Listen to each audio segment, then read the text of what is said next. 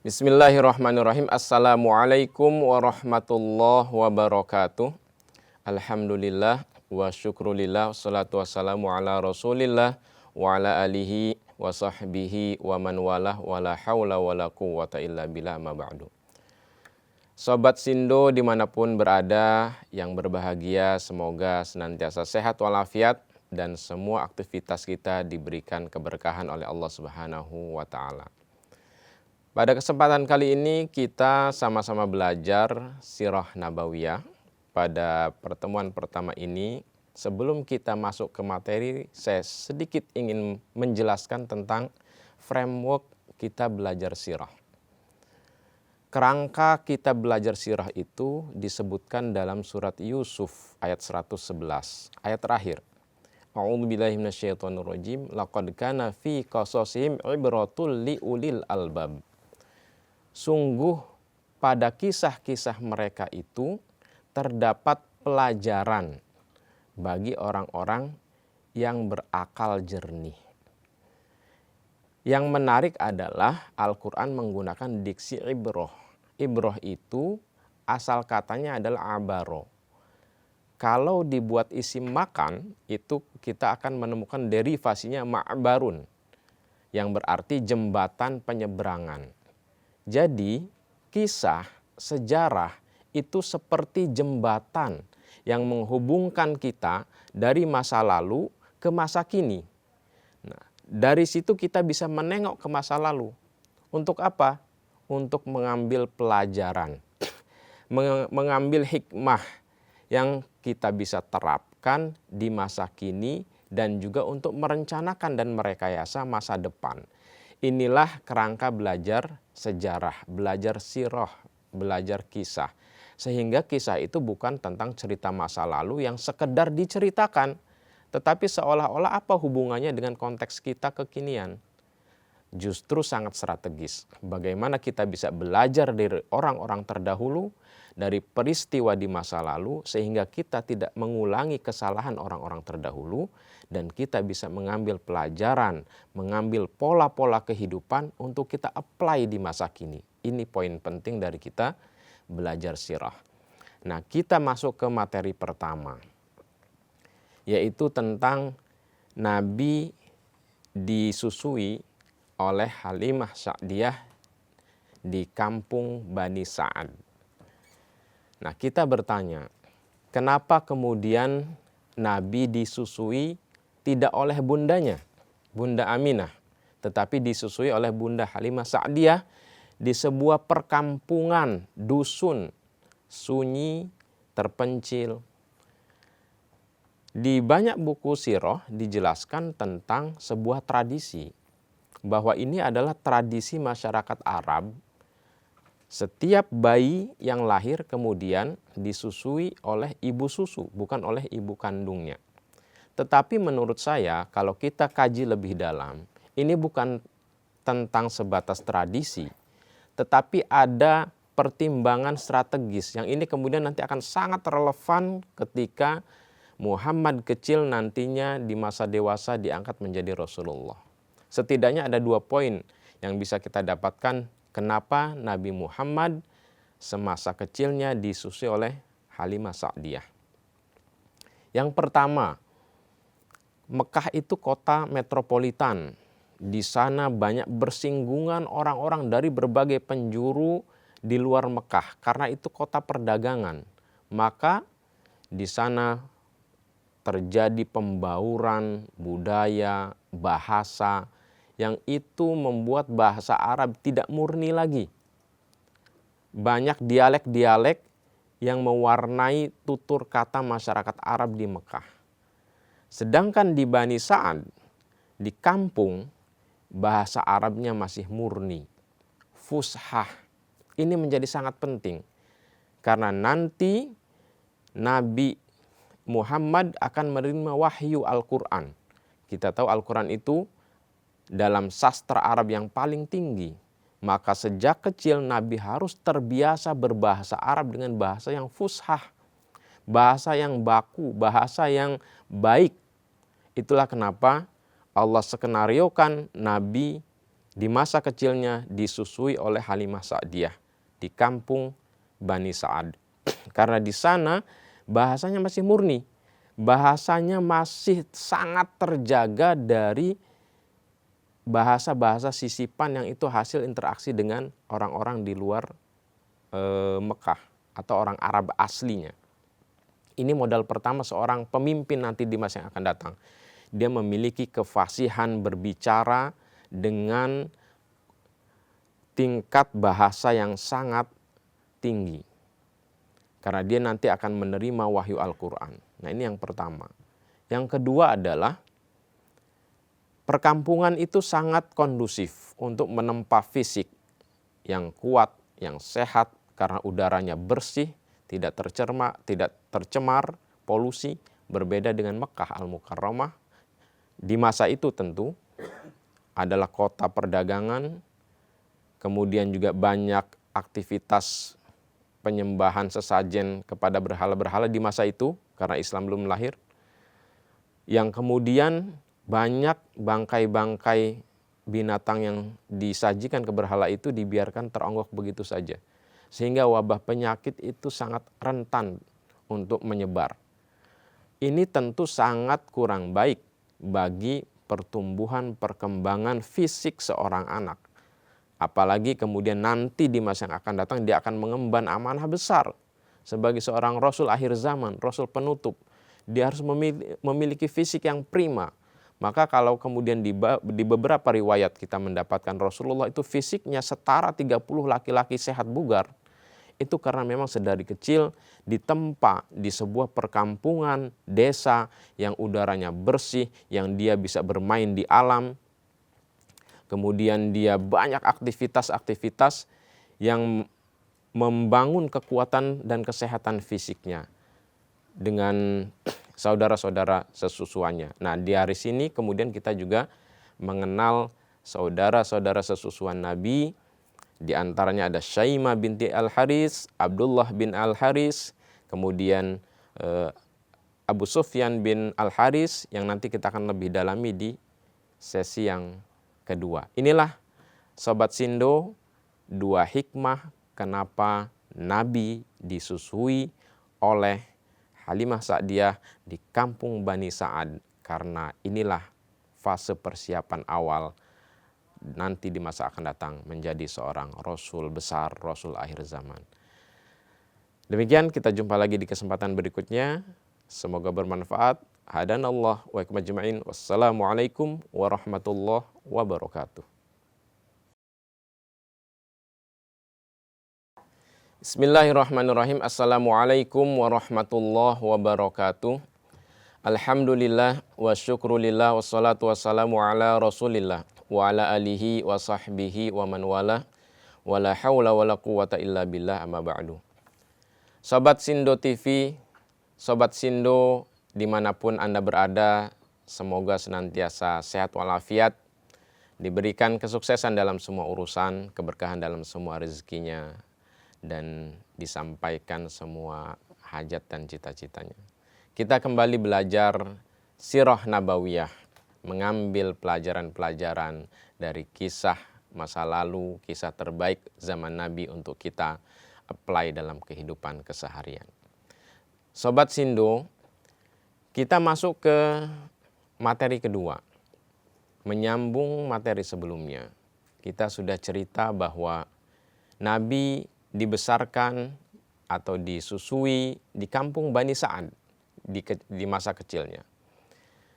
Beliau memiliki saudara-saudara sepersusuan. Salah satunya adalah Abu Sufyan bin Haris bin Abdul Muthalib. Al-Haris, ayahnya Abu Sufyan, ini adalah saudara dengan ayahnya Nabi, saudaranya Abdullah. Maka Abu Sufyan ini saudara sepupu dengan Nabi. Keduanya sama-sama disusui oleh Halimah Sa'diyah di kampung Bani Sa'ad. Keduanya ini sangat akrab sekali. Wajar, karena sejak kecil disusui oleh orang yang sama. Bermain di kampung yang sama. Sebagaimana layaknya anak kecil, kemudian keduanya sangat akrab dalam permainan. Mereka menjadi sahabat yang sangat karib sekali. Namun kemudian kita dapati sebuah episode yang membalik semua keadaan itu. Ketika Muhammad diangkat menjadi Rasul oleh Allah Subhanahu wa Ta'ala dalam usia 40 tahun. Saat itulah Abu Sufyan bin Al-Haris di sepanjang puluhan tahun sebelum kerasulan, bahkan sejak dari kecil menjadi sahabat karib Nabi Muhammad, tapi ketika Nabi Muhammad diangkat menjadi Rasul, mendakwahkan Islam, mengajarkan tauhid, Abu Sufyan ternyata menjadi salah satu penentang dakwah Nabi. Yang secara logika ketika itu Nabi berharap karena Abu Sufyan bin Al-Haris ini adalah saudara sepersusuan, maka akan mudah kemudian menerima dakwah Islam. Tapi kemudian ternyata ketika Nabi menyampaikan risalah Islam kepada Abu Sufyan bin Al-Haris, dia menjadi salah seorang penentang dakwah Islam yang sangat luar biasa. Abu Sufyan bin Al-Haris karena sama-sama disusui di kampung Bani Sa'ad, dia memiliki kefasihan berbicara dalam bahasa Arab yang sangat baik. Dia sangat menguasai syair-syair Arab. Dan kemampuannya itulah yang digunakan oleh Abu Sufyan bin Al-Haris untuk membuat syair-syair yang menghina Rasulullah, menghina Islam. Kita tahu, Sobat Sindo, dalam tradisi masyarakat Arab, mereka itu sangat mengagungkan, meninggikan sastra. Jadi ketika seseorang membuat syair yang itu ditujukan untuk menghina Nabi, maka dalam budaya masyarakat Arab ketika itu, itulah sebuah serangan yang sangat telak. Sebuah serangan yang sangat menyakitkan. Mungkin akan lebih terasa sakit ketimbang dipukul. Jadi seseorang yang dihina dengan sastra Arab, syair Arab, dibandingkan dengan dia dipukul, itu dia merasa lebih tersakiti dihina lewat syair Arab ketimbang dipukul secara fisik. Karena budaya orang Arab sangat mengagungkan syair ketika itu. Nah, itu nanti yang kemudian kita juga akan dapatkan bagaimana ketika Abu Sufyan bin Al-Haris nantinya akhirnya masuk Islam, Nabi sempat tidak menghiraukan karena betapa menyakitkannya syair-syair yang dibuat oleh Abu Sufyan bin Al-Haris itu. Tapi kembali lagi kemudian ke cerita kita tentang Abu Sufyan bin Al-Haris. Jadi bayangkan, Sobat Sindo, dari sebuah pertemanan karib menjadi permusuhan yang sangat sengit. Sepanjang Rasulullah mendakwahkan Islam. Berarti di Mekah 13 tahun, di Madinah 10 tahun, tapi kemudian ketika menjelang peristiwa Fathul Mekah, jadi tidak sampai 10 tahun periode Madinah, karena kita tahu Fathul Mekah itu terjadi pada tahun 8 Hijriah. Jelang peristiwa Fathul Mekah, Abu Sufyan bin Al-Haris kemudian datang ke Madinah bersama putranya Ja'far, menemui Nabi, menyatakan keislamannya, ingin masuk Islam. Jadi setelah memusuhi 13 tahun di Mekah, kemudian sekitaran 7 tahun di Madinah, jadi 1 tahun sebelum Fathul Mekah, 20 tahun permusuhan, akhirnya Abu Sufyan bin Al-Haris ini menerima hidayah Allah, datang ke Madinah, ketemu Nabi, ingin menyatakan keislamannya. Namun seperti kita singgung di awal tadi, Nabi itu tidak langsung menerima. Secara sisi manusiawinya, karena sifat jaiz bagi Rasul kan adalah sifat-sifat kemanusiaan. Jadi Nabi juga memiliki sisi kemanusiaan. Nabi sempat tidak menghiraukan. Selain juga ingin menguji apa betul Abu Sufyan bin Al-Haris ini masuk Islam. Karena demikian permusuhannya sangat sengit di masa sebelumnya. Jadi Nabi sempat tidak menghiraukan. Lalu Abu Sufyan bin Al-Haris datang pada Abu Bakar. Abu Bakar juga, kalau Nabi saja nggak menghiraukan, bagaimana saya punya hak untuk kemudian menerima Anda? Datang lagi kemudian ke Sayyidina Ali. Sama Sayyidina Ali nggak bisa. Nabi sudah tidak menerima kamu gitu. Akhirnya datanglah ke Abbas bin Abdul Muthalib, paman Nabi, yang memang salah seorang paman yang dekat kepada Rasul. Melakukan sebuah diplomasi, meyakinkan Sayyidina Abbas bahwa dia betul-betul sungguh-sungguh ingin masuk Islam. Akhirnya Al-Abbas coba membujuk Nabi, menjelaskan, dan akhirnya Nabi menemui kembali Abu Sufyan Al-Haris, memastikan, meyakinkan, dan ternyata Nabi sampai pada kesimpulan akhirnya Abu Sufyan bin Al-Haris ini memang betul-betul ingin masuk Islam. Dan kemudian Abu Sufyan Al-Haris ini masuk Islam. Nah, yang perlu kita catat adalah setelah dia masuk Islam, apa yang dia lakukan. Ini pelajaran yang harus kita ambil juga. Seseorang boleh sebelumnya mungkin gelap masa lalunya. Mungkin dia salah arah demikian jauh. Tetapi ketika seberkas cahaya hidayah itu sudah menyapa kolbunya, dan kemudian itu menjadi titik balik seseorang untuk menapaki jalan kehidupan yang lebih baik, jalan kehidupan yang terang. Itulah Abu Sufyan bin Al-Haris. Setelah dia masuk Islam, dia berkomitmen dalam dirinya, ingin mendedikasikan seluruh dirinya untuk Islam. Dan itu dibuktikan. Ketika pasca Fathul Mekah, kita tahu ada peperangan besar, namanya Perang Hunain. Terjadi di bulan Syawal, tidak lama setelah peristiwa Fathul Mekah. Fathul Mekah itu terjadi bulan Ramadan. Nah, Hunain ini di bulan Syawal. Ketika kabilah Hawazin di Taif itu merencanakan menyerang Mekah, Nabi sudah mengantisipasi terlebih dahulu dengan kemudian mengirimkan pasukan untuk menyerang Bani Saqif dan Hawazin. Kita tahu kisahnya, kaum muslimin sempat lari kocar-kacir. Kenapa? Karena ketika itu muslimin memang sudah besar ketika itu. 10.000 Fathul Mekah ditambah 2.000 muslim Mekah yang masuk Islam ketika itu. Jadi sempat ada sedikit merasa besar dari pasukan muslim, mereka pasti menang melawan Saqif dan Hawazin, sehingga mereka bergerak dengan lambat. Akhirnya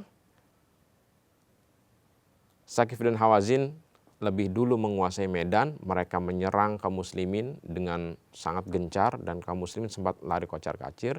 Abu Sufyan bin Al-Haris menjadi salah satu tameng Nabi menghadapi serangan yang gencar sedemikian rupa dari Saqif dan Hawazin itu.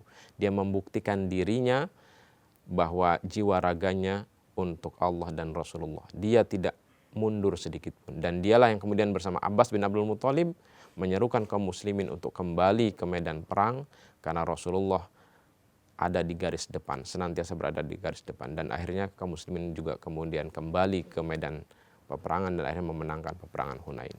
Jadi poin yang ingin saya sampaikan kesempatan kali ini adalah bagaimana seseorang yang kemudian sebelumnya memusuhi Nabi sedemikian rupa, tapi ketika hidayah itu menyentuh kolbunya, dia bisa berbalik menjadi seorang pembela Islam, pembela Rasulullah. Inilah pelajaran yang ingin kita ambil. Semoga bermanfaat. Terima kasih. Hadanallahu ikum jima'in. Assalamualaikum warahmatullahi wabarakatuh.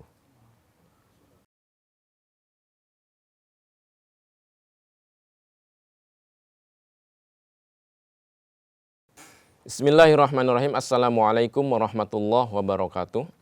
Alhamdulillah wa syukrulillah wassalatu wassalamu ala rasulillah wa ala alihi wa sahbihi wa man walah wa la hawla wa la quwwata illa billah ma ba'du. Sobat Sindo dimanapun Anda berada, semoga senantiasa sehat walafiat, senantiasa bersemangat dalam menggapai cita-cita hidup ini untuk berkontribusi bagi kemaslahatan umat, kemaslahatan bangsa dan negara kita. Sobat Sindo, kita lanjutkan kembali belajar sirah nabawiyah.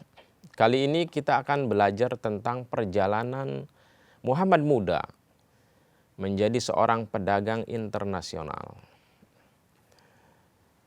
Semoga Sobat Sindo sudah membaca sebelumnya, gitu ya. Sebelum fase Muhammad muda kemudian berdagang, di situ sebetulnya sudah ada penempaan-penempaan, ya. Menjadi penggembala, itu sebetulnya penempaan sebuah leadership, ya.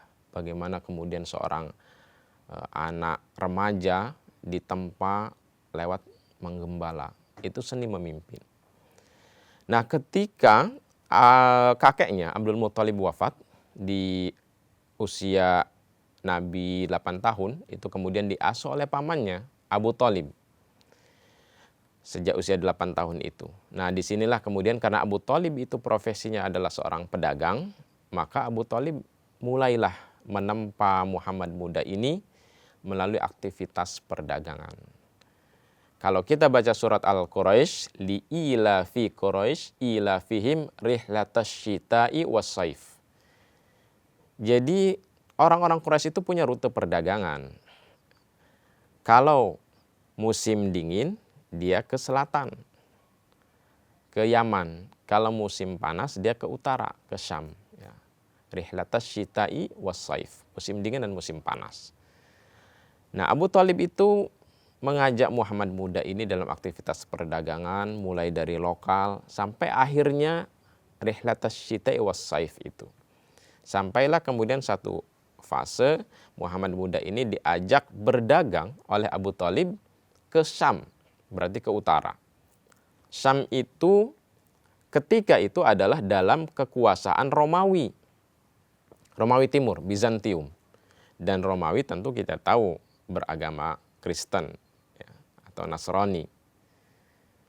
Jadi di Syam itu berarti banyak ahlul kitab, para pendeta yang sebenarnya mereka kalau masih memegang teguh Injil, mereka akan membaca ada Rasul akhir zaman yang akan datang. Tapi mereka nggak tahu kapan datangnya. Yang jelas Rasul akhir zaman itu akan datang. Mim ba'dismuhu Ahmad. Namanya Ahmad.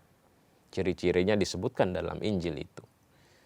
Nah, maka ketika Muhammad muda ini berdagang dibawa Abu Thalib ke Syam, di perbatasan Syam, ketemu dengan pendeta Buhairo. Nah, disinilah pendeta Buhairo itu mencermati anak muda ini berbeda dengan anak muda yang lain. Dia melihat dimanapun dia berjalan, awan memayunginya. Kemudian ketika dia istirahat di sebuah pohon, pohon itu seperti merunduk menaunginya.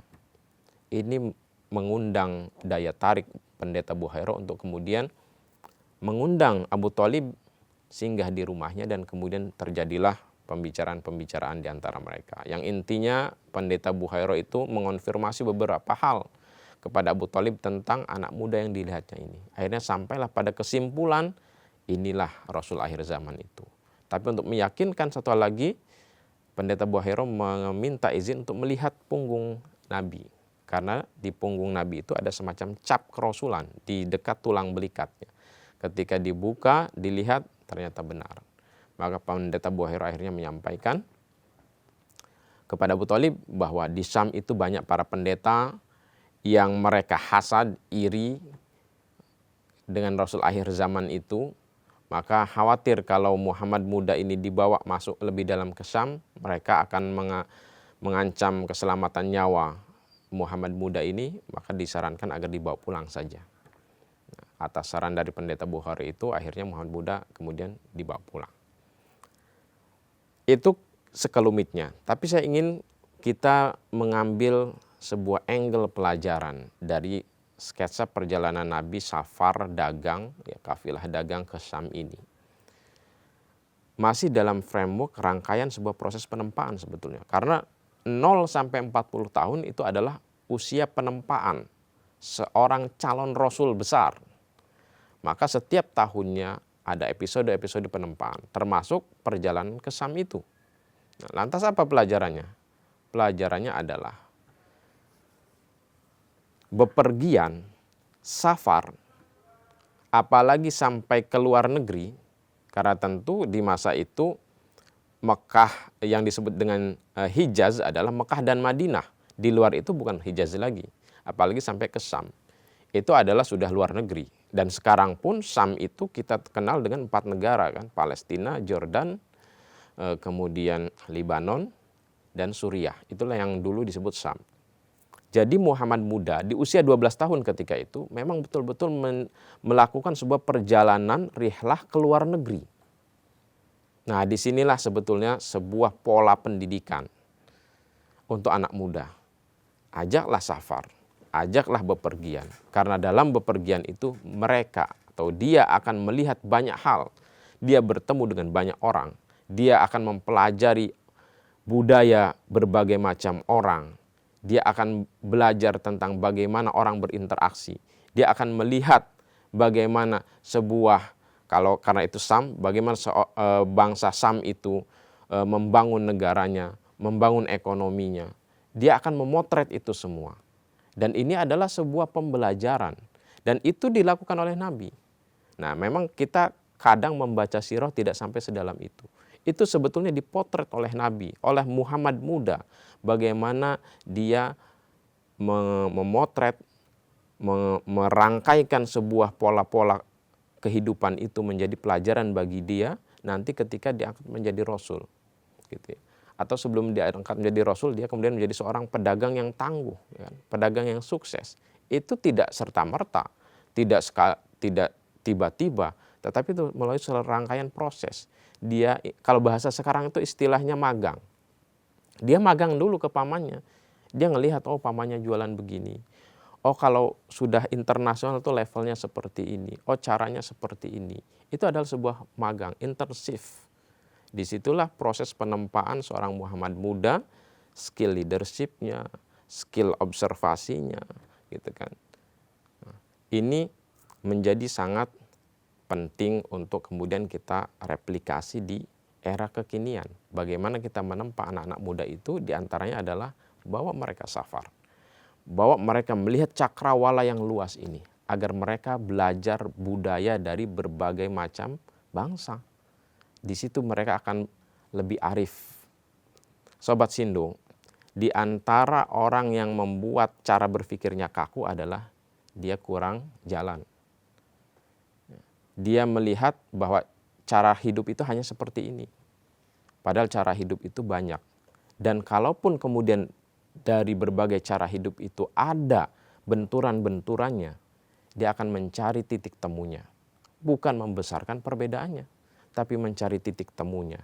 Karena pasti ada irisan-irisan yang itu bisa menjadi pintu masuk dakwah. Nah ini juga yang dipelajari oleh Nabi. Maka ketika nanti Syam itu akhirnya menjadi target dakwah Nabi, dimulai dari Mesir dengan mengutus Amr bin As dan nanti masuk ke Palestina, Jordan. Nabi sudah sangat hafal karakternya. Maka ketika Amr bin As misalnya menjadi duta Islam, dia sangat mengenal bagaimana budaya orang-orang Syam. Ini adalah tempat main saya, istilah Amr bin As begitu. Itu diperlukan sebuah wawasan antropologis, sosiologis yang sangat dalam. Jadi kalau dalam bahasa sekarang, diplomat itu harus menguasai kultur masyarakat negara di tempat dia ditugaskan.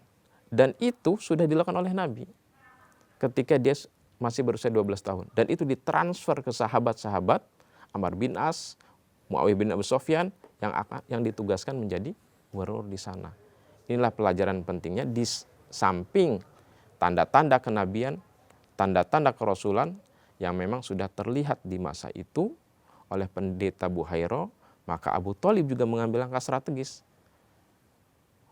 Ini belum masanya Nabi kemudian terjun lebih dalam ke Syam, maka Nabi harus dibawa kembali ke Mekah untuk kemudian ditempa lebih dalam lagi di Mekah. Semoga bermanfaat, menjadi inspirasi bagi kita semua. Terima kasih. Assalamualaikum warahmatullahi wabarakatuh.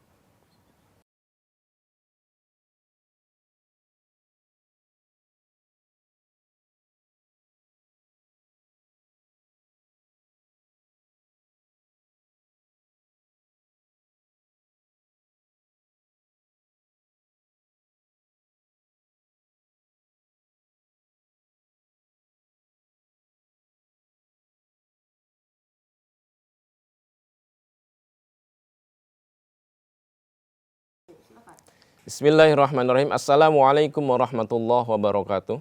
Alhamdulillah wa syukurillah salatu wassalamu ala rasulillah wa ala alihi wa sahbihi wa man wala wa la hawla wa la quwwata illa billah amma ba'du. Sobat Sindo, semoga selalu sehat, selalu diberikan semangat untuk mengukir prestasi, pencapaian, kontribusi bagi umat bangsa dan negara kita yang tercinta ini. Kita lanjutkan kembali belajar sirah. Di materi keempat ini kita akan coba mengambil pelajaran dari sebuah peristiwa bagaimana seorang pemimpin besar bersikap. Kita akan melompat memang, jadi kita akan melompat di tahun 7 Hijriah. Itu artinya Nabi sudah hijrah ke Madinah, sudah melewati tahun 1, 2, 3, 4, 5, 6 dan tahun 7 Hijriah. Di tahun 7 Hijriah itu ada peristiwa besar, yaitu Perang Khaybar. Perang Khaybar ini perang kaum muslimin melawan orang-orang Yahudi. Nah, kita tahu sejak Nabi dan kaum muslimin hijrah ke Madinah, orang-orang Yahudi itu sangat memusuhi Islam. Orang-orang Yahudi itu mereka komunitas besarnya ada di Madinah dan Khaybar. Kenapa Madinah dan Khaybar? Karena mereka baca kitab mereka, kitab suci mereka. Mereka juga mengetahui akan ada Rasul akhir zaman, tempat kebesaran kotanya itu seperti ini, cirinya disebutkan, dan mereka berkesimpulan itu adalah Yasrib dan Khaybar. Jadi mereka secara umum tersebar di dua titik itu, Yasrib yang kemudian diubah oleh Nabi menjadi Madinah, dan Khaybar. Mereka suku besarnya adalah ada Bani Qainuqa, Bani Nadir, dan Bani Quraizoh. Yahudi itu ketika tahu bahwa Rasul akhir zaman itu bukan dari golongan mereka, bukan dari Bani Israel, ternyata dari bangsa Arab, kedengkiannya luar biasa, hasadnya luar biasa. Mereka mulai melakukan permusuhan dari dalam tentunya, karena mereka belum memiliki kekuatan secara politik ketika itu. Yang mereka lakukan adalah penyusupan dari dalam, memecah belah, itu yang dilakukan oleh mereka.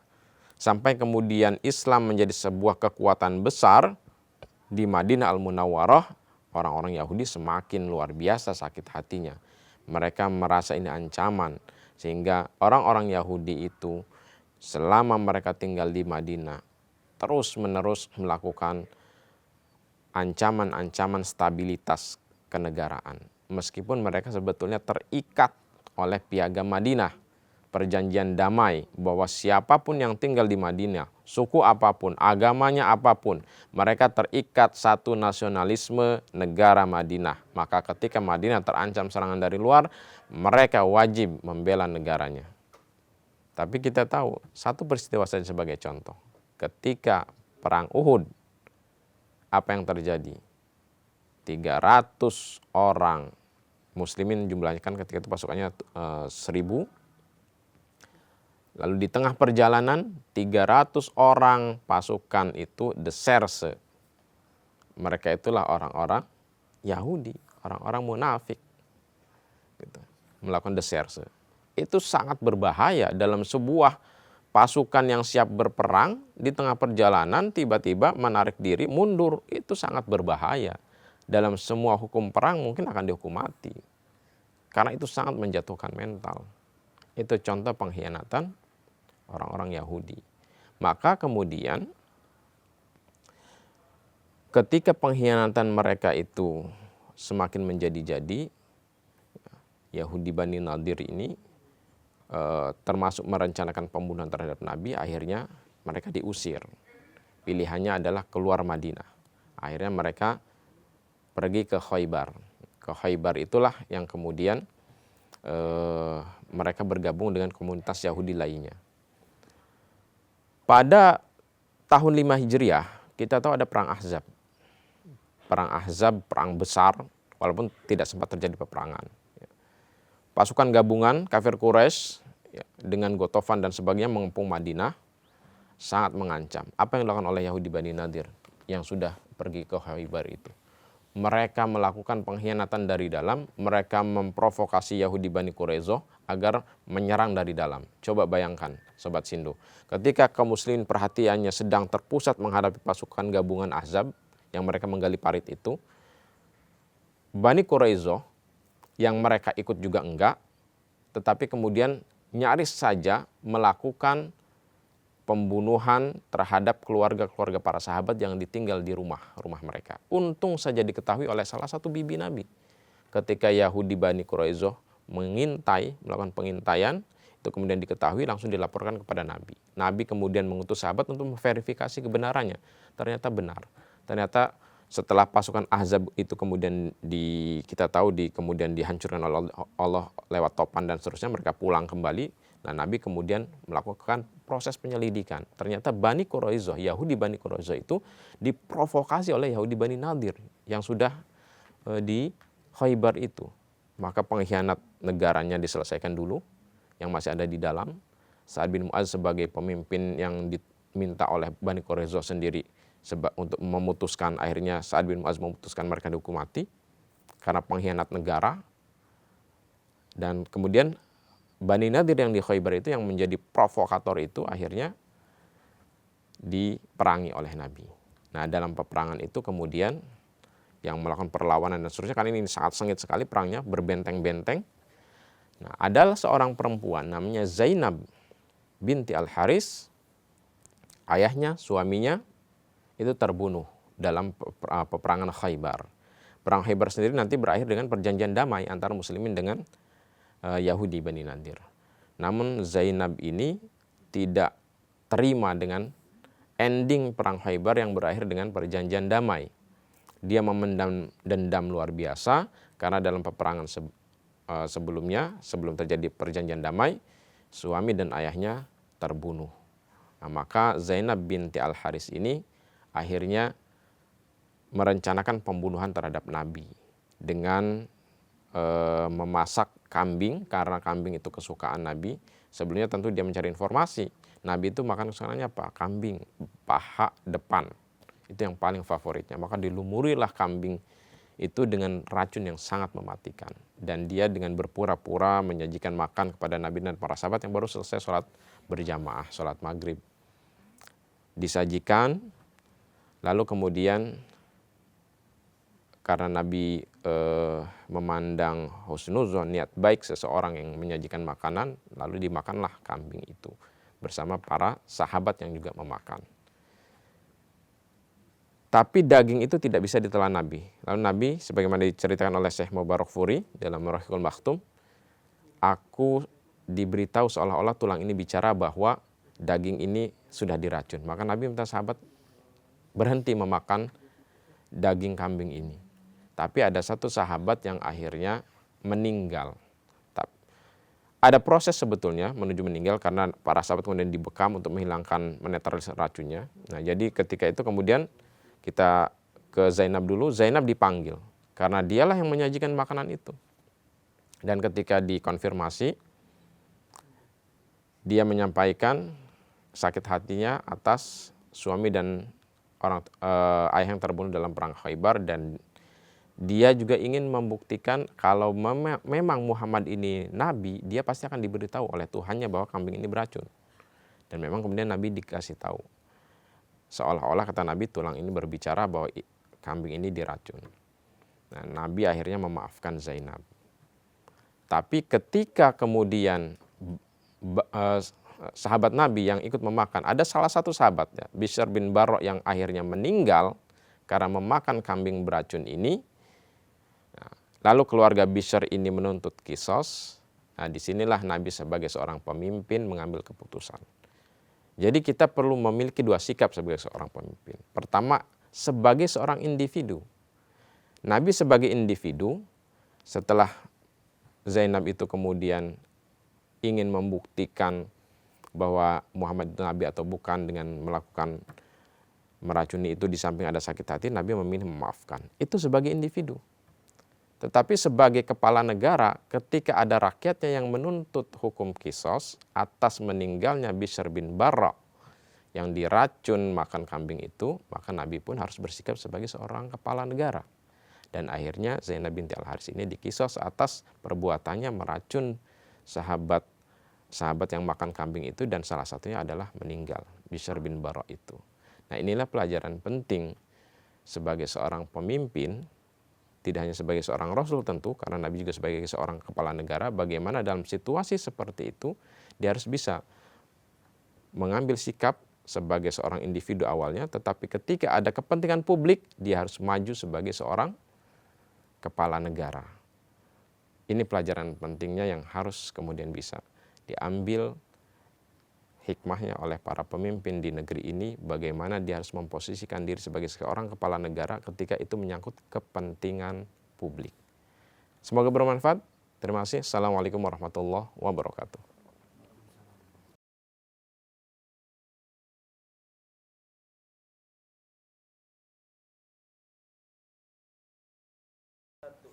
Bismillahirrahmanirrahim. Assalamualaikum warahmatullahi wabarakatuh. Alhamdulillah. Wa syukrulillah wassalatu wassalamu ala rasulillah wa ala alihi wa sahbihi wa man wala wa la hawla wa la quwwata illa billah amma ba'du. Sobat Sindo dimanapun Anda berada, saya selalu mendoakan semoga senantiasa sehat walafiat, keluarganya diberikan keluarga yang sakinah mawaddah warahmah, dan bila yang sudah dikaruniai anak juga semoga anak-anaknya semua menjadi soleh dan solehah. Sobat Sindo rahimakumullah, kita kembali belajar Sirah Nabawiyah, dan ini kita akan melompat jauh sekali di masa-masa akhir usia Rasulullah tercinta Muhammad sallallahu alaihi wasallam. Di tahun 10 Hijriah ada satu peristiwa yang tentu sangat dinantikan oleh seluruh kaum muslimin, termasuk kita juga hari ini, yaitu berhaji ke Baitullah. Dan di tahun 10 Hijriah itu, di bulan Zulhijjah, Nabi bersama kurang lebih 140-an ribu kaum muslimin dari Madinah bergerak ke Mekah Al-Mukarramah untuk menunaikan ibadah haji, yang kemudian kita kenal sebagai Haji Wada, karena itulah haji pertama sekaligus terakhir Rasulullah Shallallahu Alaihi Wasallam. Di Padang Arafah, kita tahu rukun haji yang paling utama adalah wukuf di Arafah. Pada tanggal 9 Zulhijjah, di Padang Arafah itu, di lembah Uronah, di bagian barat Padang Arafah, saat semua kaum muslimin sedang berwukuf, Rasulullah menyampaikan khutbatul Arafah, khutbah Arafah, yang kemudian juga menjadi khutbah perpisahan Nabi. Ayuhan nas, inna dima'akum wa amwalakum wa uradakum haramun alaikum ka hurmati yaumikum hadha wa syahrikum hadha wa baladikum hadha. Wahai manusia, sesungguhnya darah kalian, harta kalian, kehormatan kalian itu haram bagi kalian untuk ditumpahkan, sebagaimana haramnya, mulianya hari ini, hari Arafah, bulan ini, bulan Zulhijjah, dan negeri ini, negeri Mekah Al-Mukarramah. Nabi menyampaikan khutbatul Arafah, yang kemudian nanti oleh para ahli sejarah disimpulkan sebagai sebuah deklarasi tentang hak-hak asasi manusia, yang ternyata sudah Nabi jelaskan jauh sebelum kemudian PBB menyampaikan Declaration of Human Rights, gitu, tentang prinsip-prinsip dasar kemanusiaan, tentang hubungan dalam sebuah negara antar warganya, tentang hak-hak dasar. Kemudian istausu bin nisa'i khaira, Nabi berwasiat tentang agar memperlakukan perempuan dengan baik, dan seterusnya. Ya, kita tidak mengambil angle khutbah Arafahnya. Setelah khutbah Arafah itu, kemudian Nabi, karena kita tahu di rukun haji setelah wukuf di Arafah nanti mulai bergerak ke Muzdalifah dan kemudian Mina. Nabi kemudian mulai bergerak sampai di satu tempat yang bernama Sakhrah. Itu turunlah wahyu. Surat Al-Maidah ayat 3. A'udzubillahi minasyaitonirrajim. Al-yauma akmaltu lakum dinakum wa atmamtu 'alaikum ni'mati wa raditu lakumul Islam madina. Hari ini telah aku sempurnakan agama ini untuk kalian, dan telah aku cukupkan nikmatku untuk kalian, dan telah aku ridhoi Islam menjadi agama kalian. Nabi pun kemudian menyampaikan wahyu ini kepada kaum muslimin. Sayyidina Abu Bakar yang mendengar wahyu yang dibacakan oleh Nabi ini, surat Al-Maidah ayat 3 ini, kemudian menepi dari rombongan kaum muslimin. Dan ternyata beliau menangis terisak. Sayyidina Umar yang melihat Sayyidina Abu Bakar ini kemudian menghampiri dan bertanya, "Wahai Abu Bakar, mengapa engkau menangis? Bukankah engkau mendengar Nabi menyampaikan wahyu yang isinya adalah kemenangan, bahwa Allah telah menyempurnakan agama ini, Allah telah mencukupkan nikmatnya untuk kita semua, dan Allah telah meridhoi Islam sebagai agama kita semua. Itu kan artinya kemenangan. Telah sempurna agama ini." Kata Sayyidina Abu Bakar, "Betul wahai Umar. Tapi tidakkah kau sadari, jika agama ini telah sempurna, jika agama ini telah dimenangkan oleh Allah, bukankah itu artinya Rasulullah sudah tiba dekat sekali saatnya, masanya untuk kembali kepada Allah. Tugas beliau sudah selesai." Barulah kemudian Sayyidina Umar menyadari dan beliau pun tak kuasa menahan tangisnya. Sebuah firasat yang sangat tajam dari Abu Bakar, karena betul sekali firasat Sayyidina Abu Bakar. Jika agama ini telah sempurna, jika Allah telah ridho agama ini menjadi agama semua umat muslim, itu artinya tugas Rasul sudah selesai. Itu artinya sudah sangat dekat Nabi akan kembali kepada Allah. Itu Zulhijjah tahun 10 Hijriah. Berarti kemudian Muharram, Safar, mulai tanggal 21 Safar, Nabi sakit. Kian hari sakitnya semakin berat. Mulai Nabi tidak bisa sholat berjamaah ke masjid. Baikan sedikit, jamaah lagi ke masjid dibopong oleh Sayyidina Ali dan Sayyidina Abbas bin Abdul Muthalib. Dipapah gitu untuk bisa ke Masjid Nabawi sholat jamaah. Tapi begitu sakitnya berat lagi, Nabi sholat di rumah. Dan kemudian Nabi meminta izin kepada istri-istrinya untuk dirawat di rumah Bunda Aisyah. Dan diizinkan. Maka Nabi pun kemudian dirawat di Bunda Aisyah. Itulah hari-hari terakhir Nabi. Hingga sampailah di satu hari sebelum kewafatannya itu, para sahabat sedang sholat di masjid Nabi. Lalu Nabi kemudian membuka jendela rumahnya. Karena rumah Bunda Aisyah itu bersisian dengan Masjid Nabawi. Ketika melihat para sahabat sedang sholat, Nabi tersenyum. Ekor mata sahabat yang sedang sholat itu menangkap senyum Nabi. Mereka begitu bergembira. Mereka berharap senyum Nabi itu pertanda Nabi akan segera sehat kembali. Hampir saja, kata Anas bin Malik, kami membatalkan sholat kami karena demikian gembiranya. Tapi kata Anas bin Malik juga melanjutkan, ternyata itulah senyum terakhir Rasulullah yang bisa kami lihat. Karena esoknya, sebagaimana dikisahkan oleh Bunda Aisyah, yang membersamai Rasulullah di hari-hari, detik-detik akhirnya itu, menceritakan Nabi didatangi oleh Israil alaihissalam. Dan kemudian ditanya, "Ya Rasulullah," tentu Bunda Aisyah tidak bisa melihat, hanya terdengar dialog antara Nabi dengan sosok yang tidak bisa dilihatnya. "Allah mengutusku untuk memberikan dua pilihan kepadamu. Kembali kepada Allah, atau ingin hidup beberapa waktu lagi bersama sahabat-sahabatmu." Lalu kata Bunda Aisyah, Nabi mengangkatkan jari telunjuknya ke atas seraya berseru, "Ila rafiqil a'la, ila rafiqil a'la, ila rafiqil a'la." Kembali kepada kekasih tercinta, kembali kepada kekasih tercinta, kembali kepada kekasih tercinta.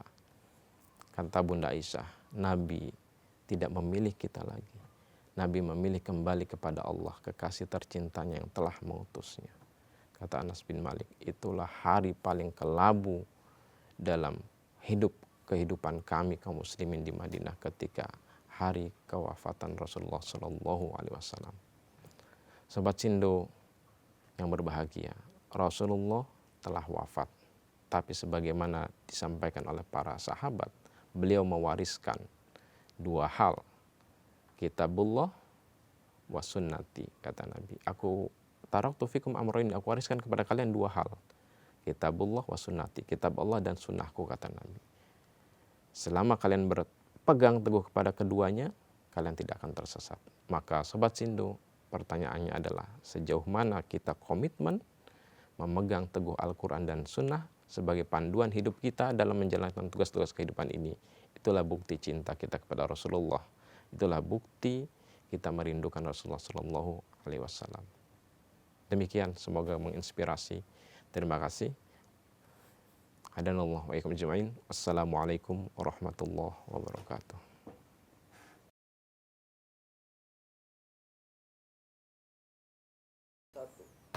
Bismillahirrahmanirrahim. Assalamualaikum warahmatullahi wabarakatuh. Alhamdulillah wa syukrulillah, salatu wassalamu ala rasulillah wa ala alihi wa sahbihi wa man walah wa la hawla wa la quwata illa billah, amma ba'du. Sobat Sindo yang berbahagia, semoga senantiasa sehat walafiat dimanapun Anda berada dan dimudahkan semua urusannya. Kita belajar satu peristiwa penting dalam sirah nabawiyah dan kita akan lihat dari angle kepemimpinan.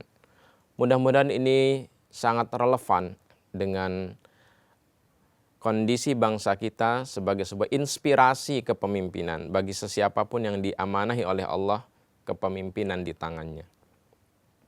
Pada tahun 5 Hijriah, ada peristiwa besar Perang Ahzab yang pertemuan sebelumnya sudah kita ceritakan sedikit.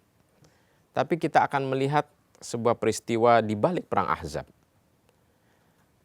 Ketika Perang Ahzab itu kita tahu bahwa muslimin strateginya adalah menggali parit.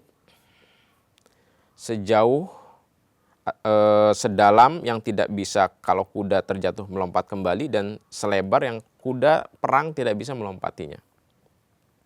Itulah yang digali. Menutupi bagian selatan kota Madinah. Karena Mekah itu terletak lebih selatan daripada Madinah. Sehingga dari arah Mekah tidak bisa masuk ke Madinah lewat jalur arah ke utara. Jadi bagian selatan Madinah, bagian utara Mekah itu digali parit. Nah, dalam peristiwa penggalian parit itu berhari-hari saat musim dingin, paceklik, banyak sahabat yang lapar, banyak sahabat yang mengeluhkan mereka lapar. Tapi ketika mereka melihat Rasulullah, ternyata saat Rasulullah mengayunkan paculnya kalau kita gitu ya, untuk menggali parit itu, tersingkaplah pinggang Nabi itu diganjal dengan 3 batu, diikat untuk menahan lapar. Jadi kalau para sahabat ternyata hanya mengganjal dengan 1 batu, Nabi dengan 3 batu. Taulah para sahabat itu ternyata Nabi lebih lapar daripada mereka. Jabir bin Abdullah, salah seorang sahabat yang melihat Nabi sampai diganjal dengan 3 batu perutnya untuk menahan lapar itu, kemudian pulang ke rumahnya, tanya ke istrinya, ada makanan apa di rumah?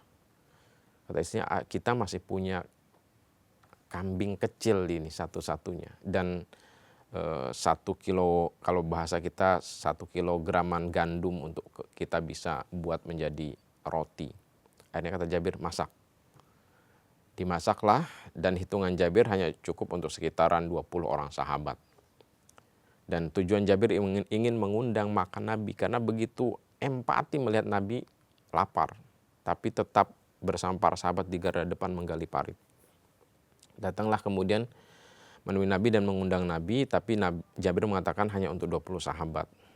20 sahabat itu siapa terserah Nabi. Akhirnya apa yang terjadi?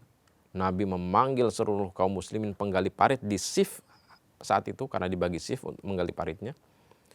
Yang bershift saat itu untuk kemudian datang. Jabir mengundang kita semua makan. Maka kalang kabutlah Jabir, karena makanannya terbatas, tapi kemudian Nabi mengundang semua kaum muslim untuk makan. Begitu sampai di rumah Jabir, kata Nabi, biar saya yang melayani, kalian semua datang satu persatu, nanti saya yang ambilkan.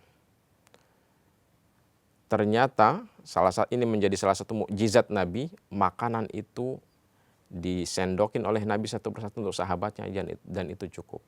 tapi bukan tentang mukjizatnya yang ingin saya sampaikan. Karena mukjizat bagi Nabi itu tentu hal yang niscaya. Yang ingin saya sampaikan adalah tentang angle sebuah kepemimpinan. Pertama, sebelumnya kita tahu Nabi ikut menggali parit. Sahabat diganjal 1 batu, Nabi 3 batu. Saat jamuan makan tiba, wajarlah kalau Nabi makan lebih dulu, ya kan? Nabi lebih lapar, Nabi juga pemimpin, dan biasanya di masyarakat kita mendahulukan pemimpin, karena direkturnya duluan yang potong tumpeng, direkturnya duluan yang makan, gitu kan? Tapi Nabi enggak. Nabi mengambil satu persatu melayani sahabatnya. Semua sahabat sudah terlayani, termasuk Jabir dan keluarganya. Sudah terlayani semua, baru Nabi makan. Ini tentang kepemimpinan. Pemimpin itu memastikan rakyatnya dulu semua sejahtera, baru berpikir tentang dirinya. Pemimpin itu selalu memikirkan rakyatnya, bukan memikirkan dirinya. Dan kalau Sobat Sindo membaca sebuah buku yang ditulis oleh Simon Sinek, dia menulis buku yang menjadi New York Times bestseller. Apa judulnya Sobat Sindo? Leaders Eat Last. Pemimpin itu makan terakhir. Ketika saya baca buku itu, saya kok langsung menerawang ke kisah ini. Nabi ternyata sudah menyontohkan jauh-jauh hari. Ketika Nabi dalam kondisi sangat lapar, paling lapar daripada kaum muslimin. Ketika jamuan itu tiba, Nabi mendahulukan semua umatnya dulu. Bahkan dilayani satu persatu oleh Nabi. Semua terlayani, baru beliau makan. Kita nggak tahu Simon Sinek itu membaca sirah Nabi atau tidak. Tapi artinya teori kepemimpinan ini adalah teori yang universal. Bahwa seharusnya pemimpin itu makan paling terakhir. Jadi kalaupun ada sebuah kesejahteraan, setelah era perjuangan, sebuah bangsa menjadi sejahtera, menjadi makmur, pemimpin itu orang yang paling terakhir menikmati kemakmuran. Dia mendahulukan rakyatnya untuk menikmati kemakmuran. Dia memastikan tidak ada rakyatnya yang kelaparan, tidak ada rakyatnya yang bodoh, tidak ada rakyatnya yang sulit mengakses pendidikan, tidak ada rakyatnya yang sulit mengakses kesehatan, yang sakit, akhirnya mati karena tidak bisa dirawat.